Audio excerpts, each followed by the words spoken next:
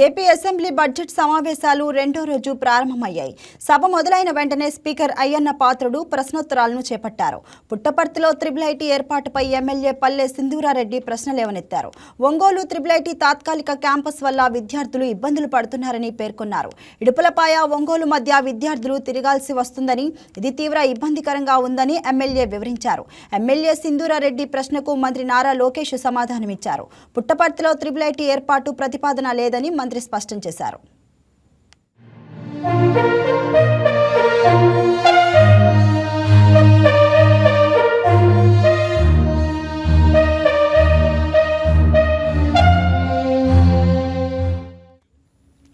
ఇక ఆదికవి నన్నయ్య విశ్వవిద్యాలయం పరిధిలో అక్రమాలు జరుగుతున్నాయని ఎమ్మెల్యే బత్తుల బాలరామకృష్ణ సభలో ప్రస్తావించారు.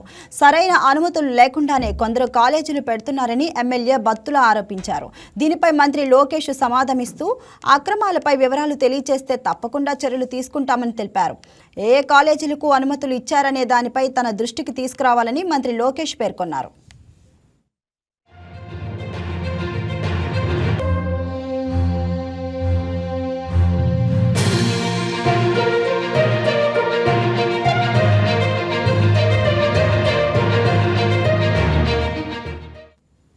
అలాగే పుత్తూరు పురపాలక సంస్థ చైర్మన్ పై తప్పుడు కుల ధృవీకరణ ఆరోపణలకు సంబంధించి సభ్యులు అడిగిన ప్రశ్నకు మంత్రి నారాయణ సమాధానమిచ్చారు.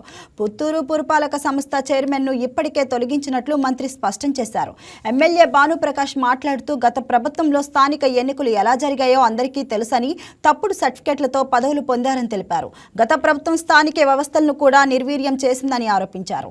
రిజర్వ్ స్థానాలను కూడా గత ప్రభుత్వం కాజేసిందని ఆరోపిస్తూ దీనిపై క్రిమినల్ చర్యలు తీసుకుంటారా అని ఎమ్మెల్యే భానుప్రకాష్ ప్రశ్నించారు. దీనిపై మంత్రి నారాయణ సమాధానమిస్తూ జీవో 135లో అడిగిన అన్ని ప్రశ్నలకు సమాధానాలు ఇచ్చినట్లు తెలిపారు. సభ్యులు అడిగినట్లు అదనపు చర్యలు ఏం తీసుకోవచ్చో ప్రశ్నలిస్తామని మంత్రి నారాయణ పేర్కొన్నారు. హాయ్ వ్యూయర్స్, ఈ వీడియో మీకు నచ్చినట్లయితే లైక్ కొట్టి షేర్ చేసి వైకే టీవీని సబ్స్క్రైబ్ చేసుకోండి.